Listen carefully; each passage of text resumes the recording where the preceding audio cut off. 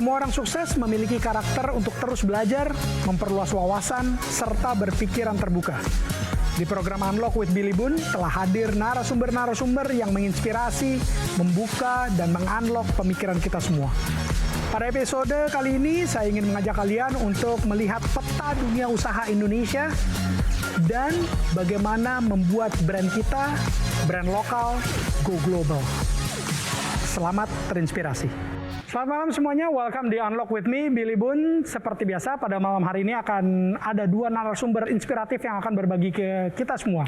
Tapi sebelumnya saya pengen kasih tahu bahwa Britama Festival ada lagi, dan grand prize-nya bisa menangin 8 unit Hyundai Kona Electric Vehicle, dan ada ribuan regional prizes lainnya seperti motor, sepeda, gadget, dan logam mulia.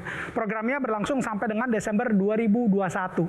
Siapa yang bisa ikutan? Nasabah perorangan yang buka tabungan Britama dengan minimum saldo 5 juta rupiah. Buruan buka tabungan Britama, naikin saldonya, bertransaksi sebanyak-banyaknya lewat Brimo dan menangin hadiahnya. Info lebih lanjutnya tinggal dibaca di sini. Alright, setelah acara langsung ke Instagram saya @billyboonyot. Di kolom komentarnya tulis apa aja yang teman-teman semua dapetin dari yang disampaikan oleh kedua narasumber pada malam hari ini. Menangin 2 buah kacamata dari Optic Says dan juga buku saya, buku yang on top updated, dan juga buku Why. Alright, without any further ado, please welcome Mas Arsyad, Ketua Umum Kadin Indonesia. Woo! Terima kasih, salam sehat untuk semuanya. Saya ingin sedikit menyentuh pada sahabat-sahabat kita, yaitu teman-teman, sahabat, saudara-saudara kita UMKM. Karena Kadin sekarang ini kita bicara sebagai rumah daripada pengusaha-pengusaha, yaitu pengusaha besar, menengah, kecil, dan juga pengusaha mikro. Dan UMKM itu adalah kunci pemulihan ekonomi Indonesia. Pada saat ini ekonomi Indonesia mulai pulih. Kalau dilihat bahwa Q2 result kita year on year 7%. Lalu ekspor kita dalam Q2 kemarin sudah naik 32%. Dan diperkirakan dalam Q4 akhir tahun ini akan kurang lebih 5%. Ekonomi kita growth. Bagaimanapun kita masih menghadapi yang namanya apa? Pandemi ini. Suatu perang yang harus kita menang. Sekarang 23% populasi kita sudah divaksin secara penuh. Lalu 12% masih dalam vaksin pertama. Kita bersama-sama harus bisa bergotong royong untuk memastikan bahwa kita bisa mempercepat daripada pemulihan kesehatan ini dengan vaksinasi. Tantangan yang masih dihadapi adalah pertama biaya anggaran kesehatan kita 2,9% daripada GDP, dan ini terendah di ASEAN. Selain itu mengenai renewable energy, sekarang ini hanya 2%. Tantangan-tantangan ini adalah menjadi suatu opportunities untuk kita bersama. Tantangan yang juga masih dihadapi, hanya 21% daripada perusahaan-perusahaan Indonesia yang sudah menerapkan namanya industri 4.0 ataupun revolusi industri 4.0. Masih ada 9 juta kebutuhan daripada tenaga terlatih ICT pada tahun 2030. Nah, Kadin Indonesia sekarang ini ada 4 pilar yang kita sedang siapkan dan kita ingin maju dengan ini. Yang pertama adalah kesehatan. Kedua, ekonomi daerah. Karena ekonomi nasional akan baik dan maju bila mana ekonomi daerahnya itu maju. Nah, disinilah juga di mana kita akan menciptakan lebih banyak lagi pengusaha-pengusaha daerah dan khususnya UMKM, wirausaha dan kompetensi. Nah, di sini pilar yang ketiga, bagaimana kita menciptakan lebih banyak wirausaha. Karena apalagi sekarang sudah ada namanya Undang-Undang Cipta Kerja. Dengan adanya Undang-Undang Cipta Kerja, yang dimana intinya adalah satu, ease of doing business. Yang kedua, menciptakan lebih banyak wirausaha. Kenapa? Karena kuncinya adalah bila mana banyak wirausaha atau pengusaha-pengusaha yang usaha mikro, kecil, pemula, dan lain-lain, apa yang terjadi adalah kita menciptakan lapangan pekerjaan. Dengan menciptakan banyak lapangan pekerjaan, akhirnya apa? Mengurangi kemiskinan. Selain itu, bagaimana membuat wirausaha kita naik kelas? Pertama, memberikan yang namanya dignity, yaitu apa? Kalau kita bicara, katakanlah tukang bakso, kita selalu mengatakan itu bukan tukang bakso, mereka adalah teman-teman kita, sahabat kita yang namanya pengusaha bakso masih level mikro, pakai 1 gerobak. Tapi kalau udah 10 gerobak, itu udah naik kelas lagi, itu menjadi yang namanya pengusaha kecil. tambah banyak lagi, tambah besar. Jadi, mulai hari ini kita tidak boleh bilang tukang bakso, tapi adalah pengusaha bakso mikro. Selain itu, kompetensi juga penting. Bagaimanapun, kita harus mengajarkan selalu berbelajar supaya bisa beradaptasi terhadap kondisi yang ada. Kita harus memperkuat kompetensi dengan cara apa? Vokasi-vokasi. Bukan hanya untuk pengusaha, tapi juga untuk pekerja. Kenapa?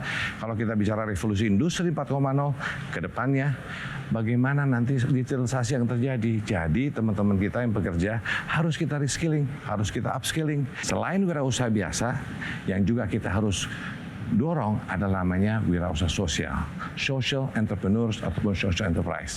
Lalu yang keempat, inilah organisasi. Selain melihat keluar, Kadin juga lihat ke dalam, yaitu apa? Memperbaiki diri sendiri. Dari situ ada 17 program yang Kadin akan bawa selama 5 tahun ke depan. Contohnya adalah bagaimana kita tahan energi, khususnya renewable, penguatan industri kesehatan, bagaimana meningkatkan ekspor, bagaimana kita bisa kerjasama ekonomi internasional, bagaimana kita mengembangkan tadi kewirausahaan, bagaimana kita mengembangkan SDM, bagaimana kita bisa meningkatkan ketahanan pangan, food security, it's very important. Selain itu, jangan lupa juga namanya ekonomi kerakyatan. Selain itu, pemberdayaan UKM dan juga ekonomi digital. Jadi itulah 17 program yang memang kami ingin dorong untuk melihat bagaimana bisa membantu bangsa ini.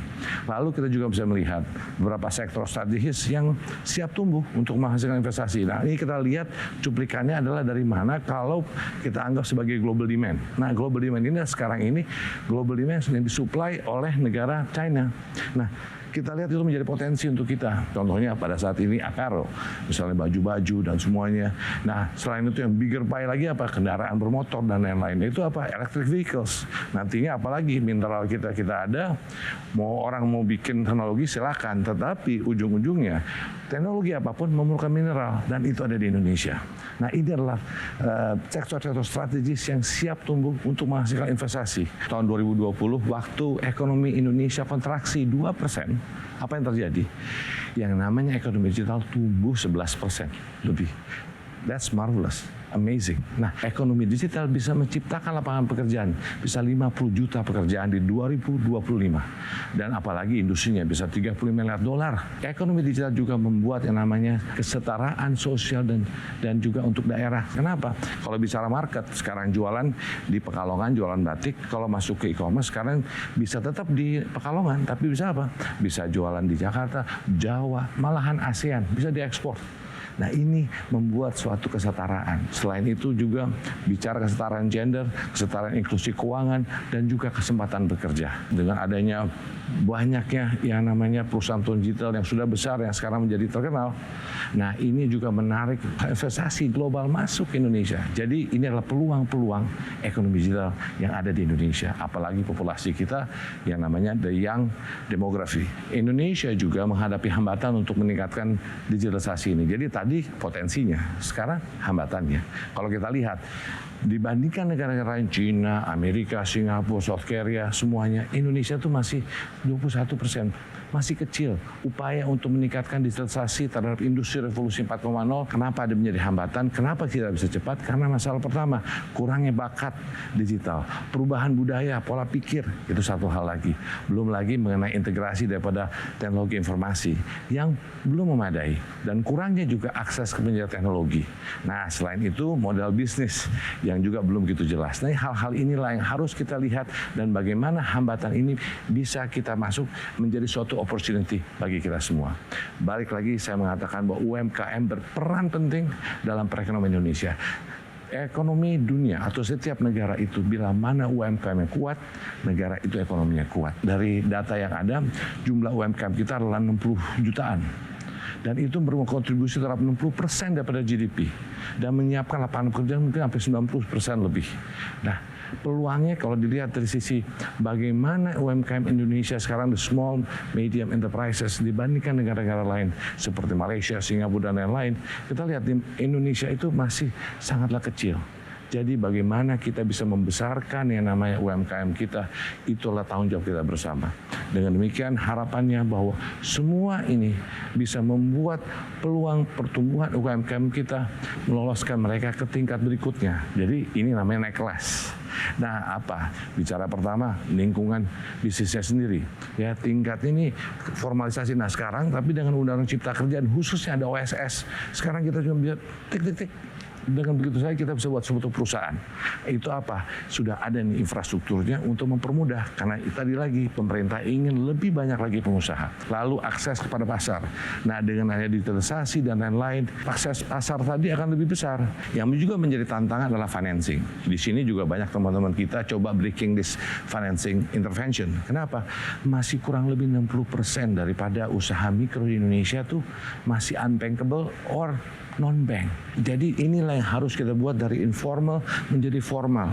Di sini kita juga harus membantu bagaimana membuat yang namanya financial literacy kepada teman-teman UMKM kita supaya mendapatkan yang namanya akses terhadap dana dan bisa berkembang dalam usahanya. Selain itu, produktivitas dan inovasi juga menjadi tantangan. Kenapa? Tadi bicara berpikir, kita mesti bicara dari education system kita. Ini yang juga harus dibangun bersama-sama supaya pendidikan kita ke depan lebih baik lagi, critical thinking yang ada, dengan demikian inovasi akan ada dan sendirinya produktivitas ada. Ini adalah tantangan, namun tantangan ini bisa dijawab oleh kita bersama. Untuk itu, UMKM Indonesia akan menjadi agen pemulihan ekonomi Indonesia pasca pandemi COVID-19.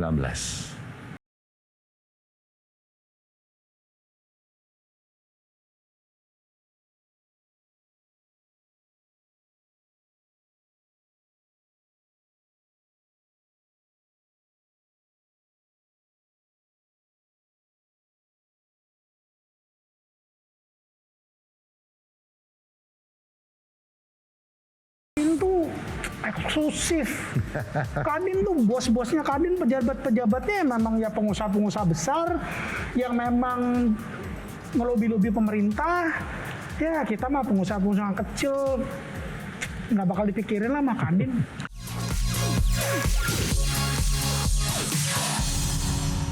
Mas Arsyad, thank you so much. Sama-sama. My goodness, saya ngelihat ini kayaknya dalam beberapa tahun ke depan bakal rambutnya putih semua mikir. Itu kayak mikirin negara. Pertanyaannya gini, Mas Arsyad. Dulu saya kenal Mas Arsyad belum jadi ketua umum Kadin Indonesia. Ya kan? Sebagai pengusaha sukses. Ngapain mau repot-repot jadi ketua umum Kadin sih? Terus harus mikirin dunia usaha secara keseluruhan lagi, kan enakan jadi pengusaha sukses aja udah. Betul, Bill. Nah, tahun lalu aja belum kepikir pengen jadi serius, belum pikir kita jadi ketua umum Kadin. Jadi akhir tahun lalu tuh ada yang satu senior lah bicara mengenai Cat, pikirin Cat jadi ketua umum. Itu pertama kali tuh di bulan-bulan Oktober lah, November. Sampai dan saya kena COVID waktu itu di Desember, right? Sampai akhirnya buat 2 weeks lah ya, terus saya keluar, and then after that dokter suruh periksa jantung karena di kateter, karena takut darahnya kan kental tuh. Ternyata ada blockage 3, Bill. 3 blockage, akhirnya di stent. So I had 3 stent yang sudah diinin. Nah dari situ saya melihatnya bahwa apa sih dalam kehidupan ini? What you have, pertanyaannya, is that only what bicara financial, bicara suatu kesehatan aja, tapi giving back. Yeah. I've been giving back, tapi mungkin in a very my own personal way gitu ya. Yeah. Tapi dengan ini waktu itu akhirnya saya bilang, wah mungkin dengan saya masuk di Kadin dan maksudnya jadi ini ya, menjadi ketua umum Kadin bisa membawa amal ibadah yang lebih besar. Yeah. Kenapa? Itu hal yang saya ngerti. Saya pengusaha, kenapa nggak sharing my knowledge, my network untuk semua? Wow. Jadi ya pikirannya gitulah. Maksudnya karena at the end tadi, what is this life? You only live once. Yeah. And make it if I can do something yang impactful yang saya bisa lakukan, why not? Oke. Banyak orang di luar sana, anak-anak muda nih, Mas Arsyad ya. Yeah. Ini kan New Kadin kan, Mas Arsyad jadi ketua umum juga baru ya. Baru, this is my 8 banyak weeks. yang berpikir bahwa Kadin tuh eksklusif. Kadin tuh bos-bosnya Kadin, pejabat-pejabatnya memang ya pengusaha-pengusaha besar yang memang ngelobi-lobi pemerintah. Ya kita mah pengusaha-pengusaha kecil nggak bakal dipikirin lah sama Kadin. Nah, yang saya katakan sebagai Kadin era baru ini adalah kita ini adalah rumah ya, kita katakan sebagai inklusif dan kolaboratif. Inklusifnya itu, Bill, adalah bahwa dari pengusaha besar, menengah, kecil, mikro, itu semua adalah bagian daripada Kadin.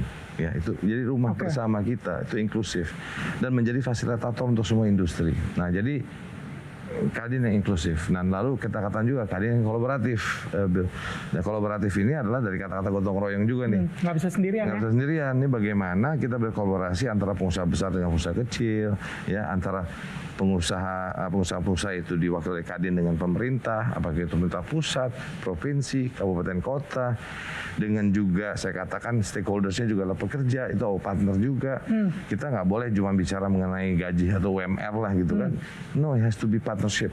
Ya. Karena kita butuh pekerja butuh kita perusahaan. Ya. Nah, ini saling terkait. Nah, jadi Enggak, Kadin bukan ini cuma untuk perusahaan besar, bukan untuk kebutuhan apa? Bukan, malahan program-program kita ke depan adalah lebih fokus bagaimana menciptakan lebih banyak teman-teman, sahabat-sahabat menjadi UMKM ataupun pengusaha pemula, ya, startup gitu ya. Nah, di sisi ini malahan kita juga membuat program selain menciptakan lebih banyak pengusaha-pengusaha mikro, kecil, menengah dan pemula, yang kedua adalah membuat mereka naik kelas. Naik kelas, ya.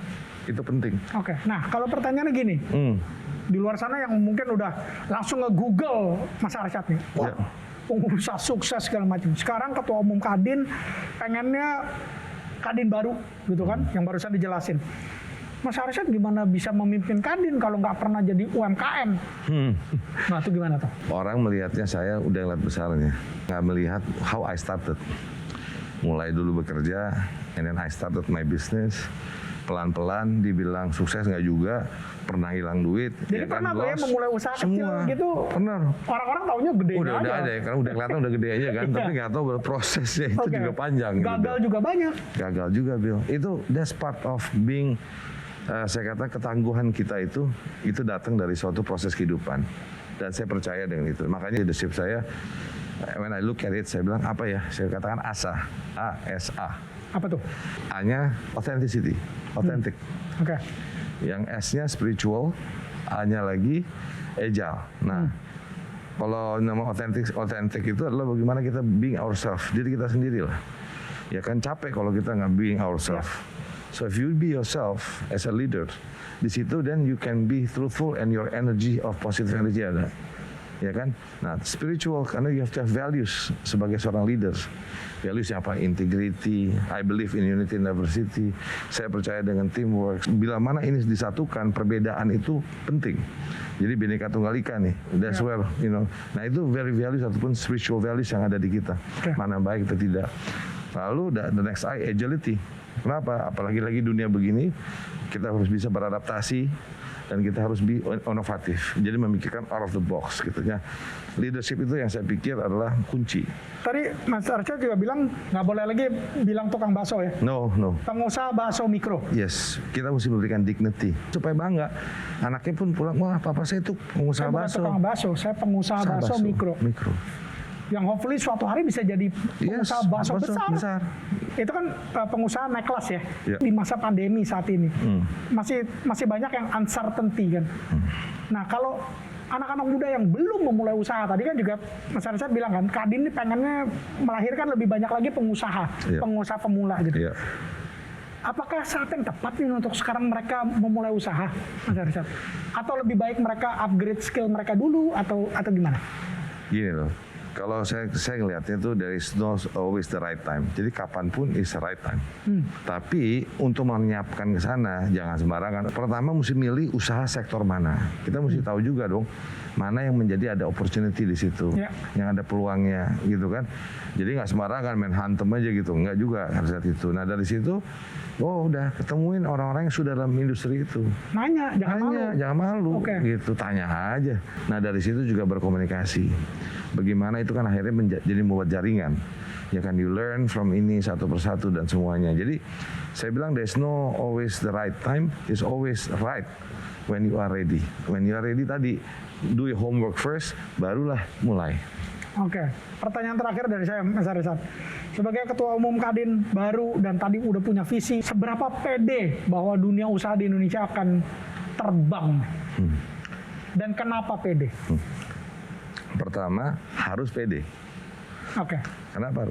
Kalau kita nggak mulai dengan positive thinking, kita tidak akan mengeluarkan energi yang positif dan mempunyai suatu mimpi.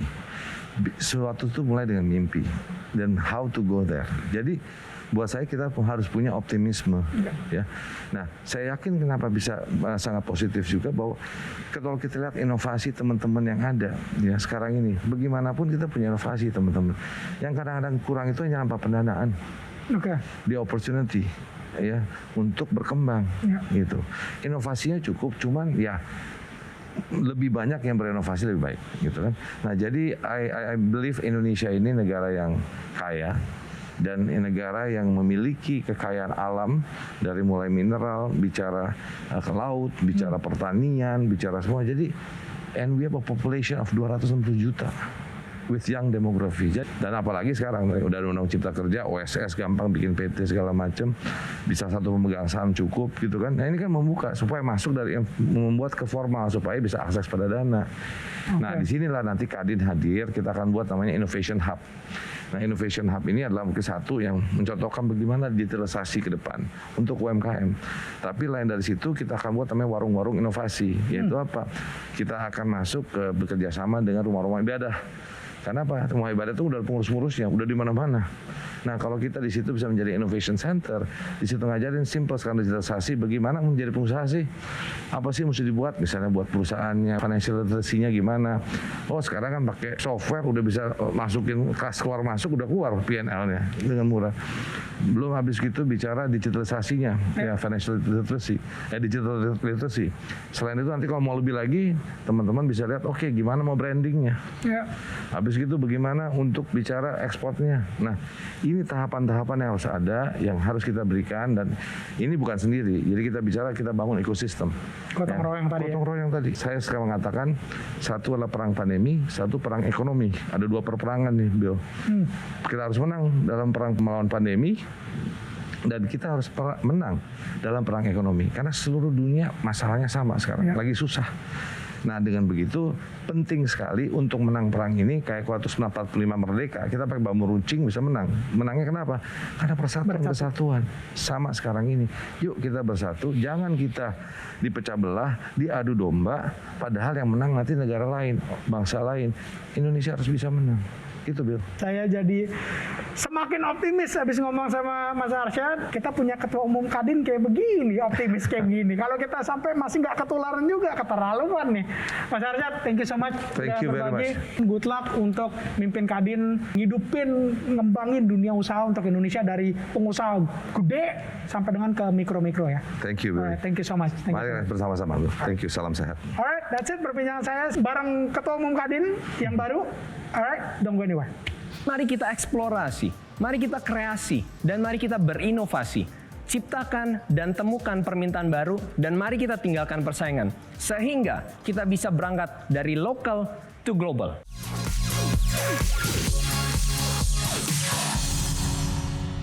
Yes, kita masih di Unlock with me, Billy Boon, dan terus catat apa aja yang kalian dapetin dari tadi yang udah disampaikan sama Mas Arsyad dan juga yang akan disampaikan oleh narsum berikut ini. Ya, nanti setelah acara ke Instagram saya @billyboonyot, kemudian cari postingan episode malam hari ini, kemudian di kolom komennya tulis apa aja yang kalian dapetin dari kedua narsum tadi ya.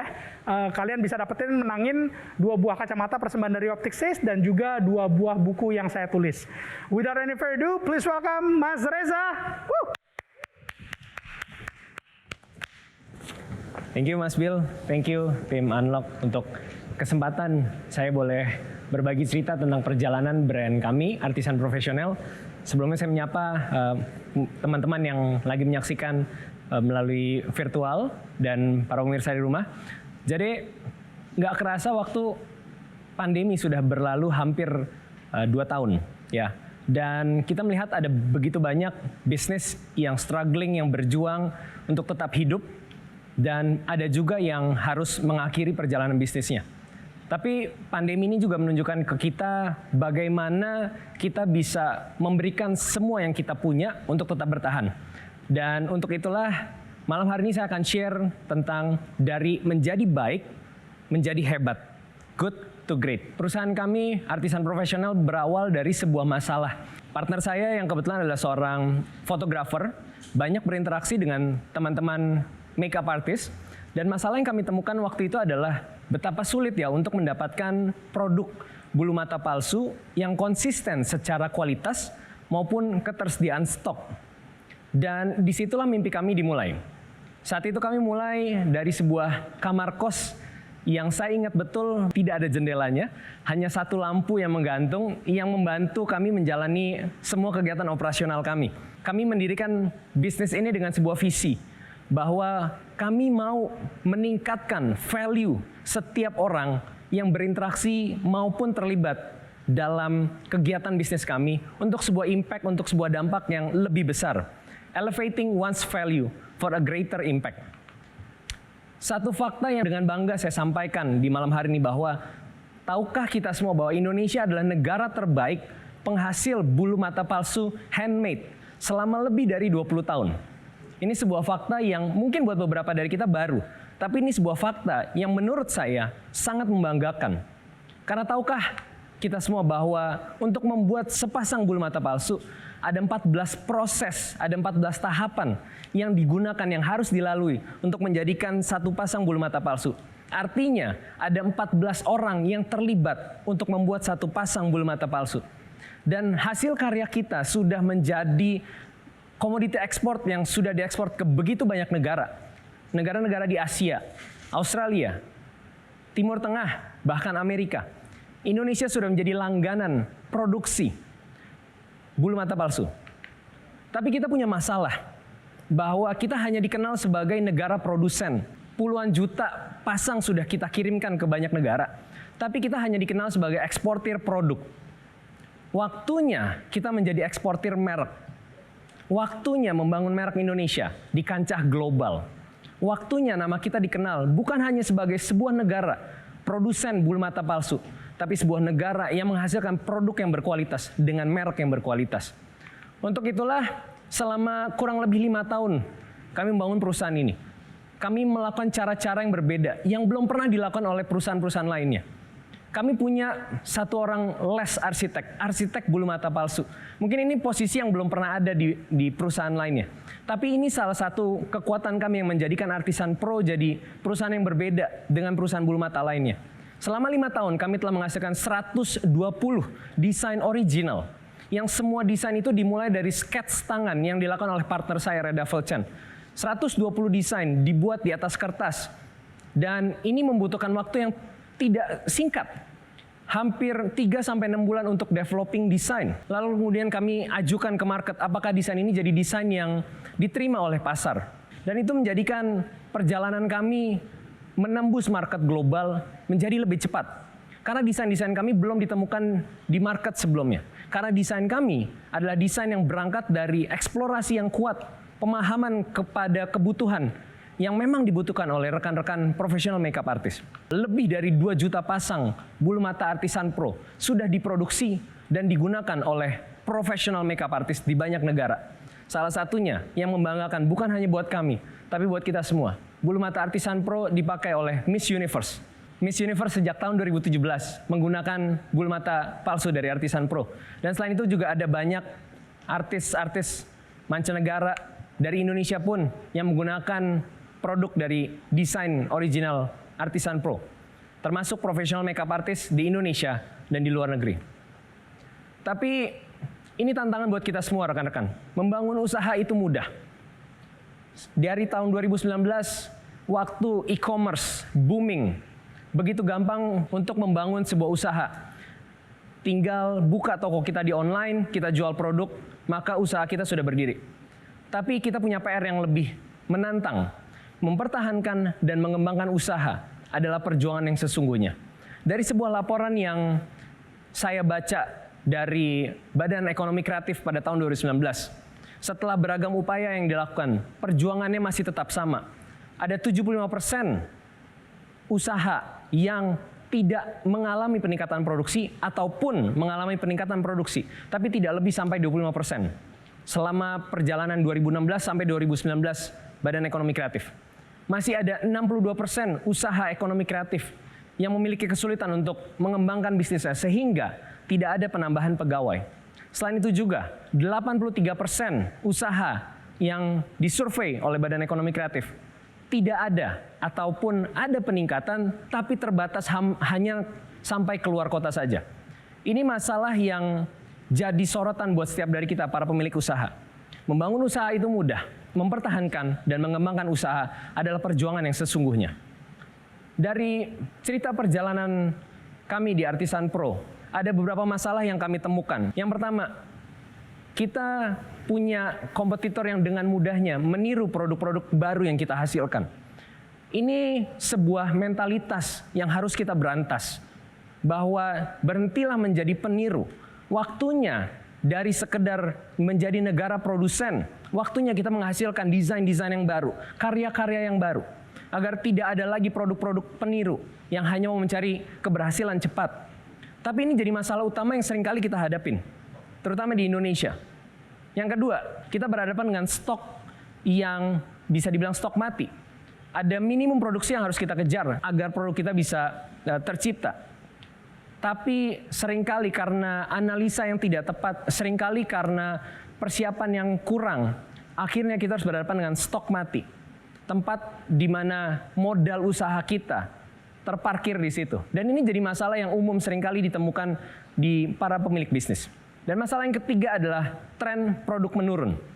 Saat sebuah produk menjadi tren dalam waktu beberapa bulan atau bahkan sampai 1 tahun, kita menikmati penjualan yang baik, penjualan yang tinggi. Tapi akan ada masanya sebuah produk akan mengalami tren yang menurun. Dan jika masalah-masalah ini tidak kita sikapi dengan benar, maka para pemilik bisnis kita terancam berhenti. Nah, dari perjalanan kami, izinkan saya menceritakan apa solusi yang kami temukan yang bisa membantu sesama rekan-rekan pemilik usaha untuk kita bisa survive, mengembangkan bisnis kita from local to global. 3 masalah, 3 solusi. Yang pertama, lakukan eksplorasi terus-menerus. Jangan sampai proses ini berhenti, karena market begitu cepat berubah, tren begitu cepat berubah. Bagi mereka yang begitu dekat dengan customer-nya, akan mendapatkan keuntungan lebih.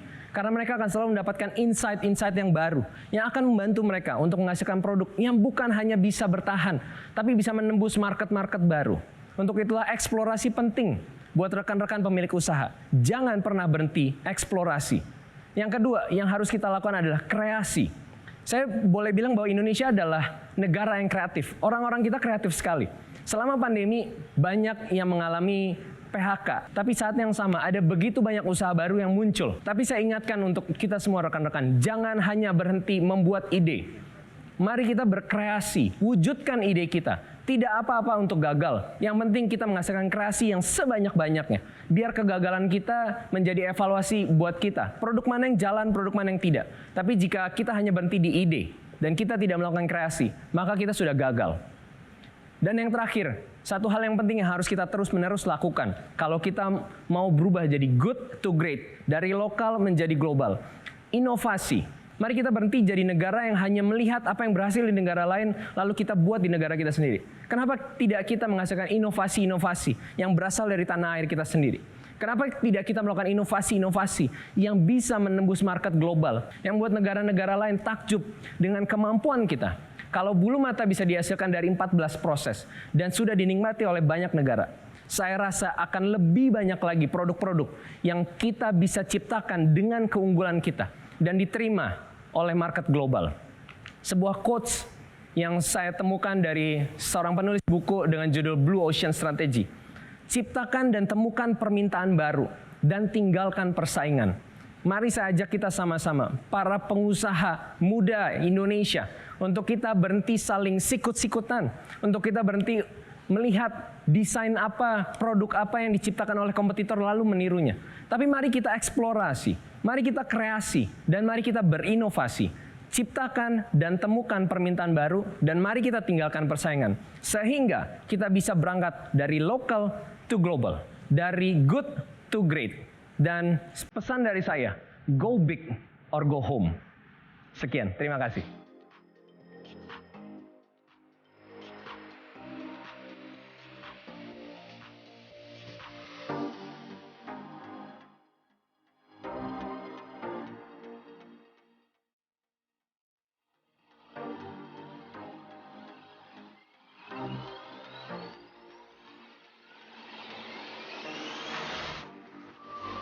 Saat mereka coba, mereka langsung fall in love. Mereka bilang, saya akan pakai ini ke Miss Universe. Dan kebetulan waktu itu Miss Universe yang menang dari Filipina. Kita bangun koneksinya dengan makeup artist Filipina. Singkat cerita dibawa, dipakai pada saat malam crowning night dan ternyata menang. Satu-satu merek Indonesia yang dipakai di crowning night Miss Universe.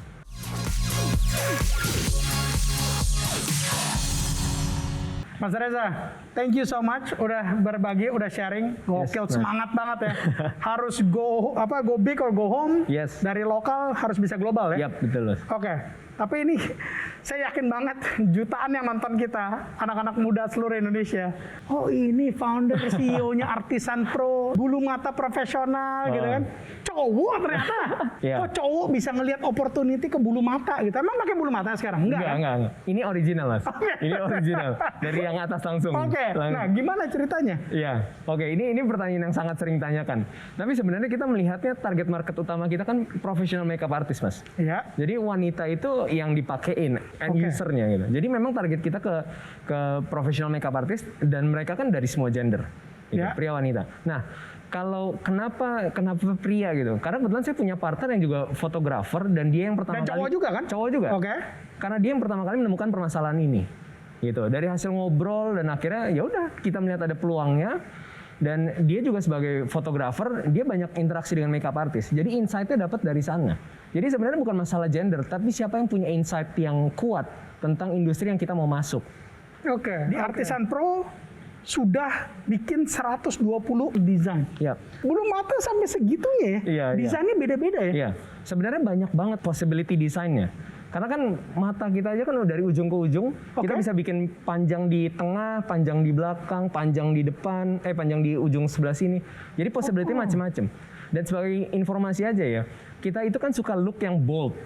Ya, jadi satu pasang mata itu kita bisa tumpuk 2 sampai 3 tumpuk bulu mata. Itu baru yang atas aja, Mas ya. Belum yang bawah. Yang bawah bisa 2 tumpuk lagi. Jadi pernikahan yang kita lihat itu bisa 5 pasang bulu mata. Wow. Dipakai dalam satu acara. Karena kan pernikahan itu event yang spesial, 1 kali seumur hidup. Jadi mereka mau terlihat spesial. Oke.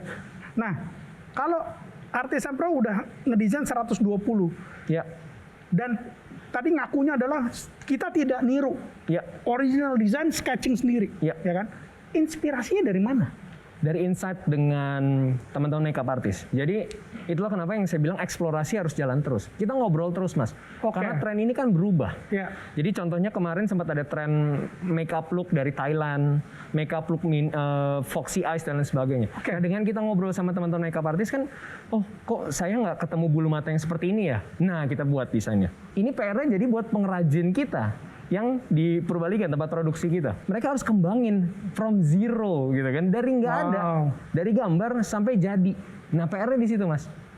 Nah, makanya banyak dari mereka yang perjalanannya panjang 1 tahun sampai bisa lolos jadi pengrajin kita. Kualitinya juga dijaga banget ya? Betul. Kita berani adu bahwa desain kita dan hasil finish produk kita dengan yang dari US, yang top dari US, quality kita menang. Kita pernah adu. Bukan sama ya, menang ya? Kita menang, gitu loh. Nggak heran karena selama 20 tahun kita pembuat terbaik handmade. Dan ini terkonfirmasi waktu kita pergi pameran di Hong Kong. Itu kalau bulu mata udah mereka larinya pasti cari perusahaan Indonesia. Wow, sampai segitunya ya? Karena handmade kita yang terbaik. Tadi Mas Reza bilang Artisan Pro ini sekarang dipakai sampai ke Miss Universe. Yes. Ya kan? Terus kemudian artis-artis luar, kok bisa Miss Universe bisa tahu ada bulu mata Artisan Pro? Ya, waktu itu Instagram sudah mulai booming. Kita iseng-iseng kita follow beberapa profesional makeup artist. Kita DM, boleh nggak kita kirimin? Kita udah takut tuh karena takutnya ada kontrak, harus bayar sekian dan sebagainya. Dan kita ketemu makeup artist internasional yang suportif. Mereka bilang, oke, kirimin aja. Jadi saat mereka coba, mereka langsung fall in love. Mereka bilang, saya akan pakai ini ke Miss Universe. Dan kebetulan waktu itu Miss Universe yang menang dari Filipina. Kita bangun koneksinya dengan makeup artist Filipina. Singkat cerita dibawa, dipakai pada saat malam crowning night. Dan ternyata menang. Satu-satu merek Indonesia yang dipakai di crowning night Miss Universe.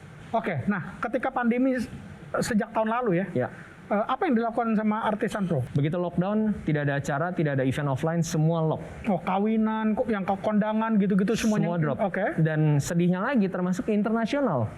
Padahal kita sempat belajar di tahun 2019, waktu itu tahun politik, waktu itu kan dinamikanya juga panas gitu ya. Jadi orang-orang menahan wedding, menahan acara, ya kan? Nah, terus kemudian kita pikir, oh kita nggak bisa hanya bergantung sama satu market, Indonesia. let's go global. Gitu. Kita coba ke Filipina, Malaysia, dan akhirnya kita ada di sana. Tapi sekarang kan pandeminya kena ke semua. Ya semua. Seluruh dunia, betul. Semua market, bahkan negara-negara lain lockdown-nya bisa lebih ketat dari kita. Ya. Jadi kalau dibilang kena atau nggak, kena sekali. Oke. Tapi manajemen keuangan itu penting untuk membuat kita bisa tetap bertahan. Oke, nah dikala sekarang ini pandemi, apakah di heavyin mengenai riset and development-nya dan seterusnya itu terus berjalan dong? Terus, karena ada perubahan tren juga mas, perubahan behavior. Contohnya dulu wedding itu bisa rame-rame. Betul. Ya, disorot kamera, matanya harus on point. Tapi sekarang orang mulai ada ke arah intimate wedding. Betul. Jadi percuma matanya juga terlalu bold kalau memang skalanya skala kecil. Wow, sampai efek ke situ ya? Efeknya. Jadi trennya dari tadi 3 bulu mata jadi cuma 1 bulu mata, kita harus adapt mas. Oke. Makanya akhir-akhir ini kita mengeluarkan desain-desain yang di single layer, satu pakai aja tapi udah on point. Inovasi yang nggak pernah berhenti. Artisan Pro ini ya memang ada pro-nya ya. Ini memang benar-benar ke makeup artist ya? Iya. Jadi kalau misalnya istri saya pengen beli di toko atau apa segala macam itu sebenarnya available nggak sih? Available. Jadi kurang lebih kita mungkin ada di lebih dari 150 selling point di seluruh Indonesia. Oke. Mulai dari toko tradisional sampai toko modern yang ada di mall, di online, di hampir semua marketplace juga kita ada. Ya, karena memang kuncinya availability. Percuma kita punya produk bagus tapi availability-nya nggak ada. Nah kalau bertanya, ini kan makeup artist. Nah makeup artist itu kan pakein ke end user, ke klien seperti istrinya Mas Bill. Dan saat mereka coba, mereka merasakan perbedaannya. Apa bedanya? Lightweight, enteng, nggak nusuk di mata, nyaman. Ini yang membuat Miss Universe Catriona Gray yang baru kemarin ini 2019, dia pakai di YouTube videonya Vogue Magazine. Satu-satunya produk lokal yang ditunjukkan produknya di video YouTube Vogue Magazine adalah artisan profesional. Itu karena dia Itu brandnya kelihatan mas, ditunjukin betul-betul. Bro, Yes. thank you so much udah berbagi. Thank you so much. Terus jadi kebanggaan bangsa Indonesia, Artisan Pro-nya. Next time mungkin kalau diundang lagi ke sini udah di seluruh dunia di 150 country kalau perlu ya. Ada ya? Yeah. Alright man, thank you so much. Thank you so much. Alright, that's it perbincangan saya dengan Mas Arsyad dan juga Mas Reza pada malam hari ini. Semua episode Unlock ada di YouTube-nya Metro TV dan juga ada di YouTube-nya Billy Boon ya. Dan langsung ke Instagram saya @billyboonyot, tulis apa aja yang kalian suka, dapetin menangin kacamata dari Optics dan juga 2 buah buku saya. Alright, until next month, be inspired. I'll see you on top. Ngapain mau repot-repot jadi ketua umum Kadin sih?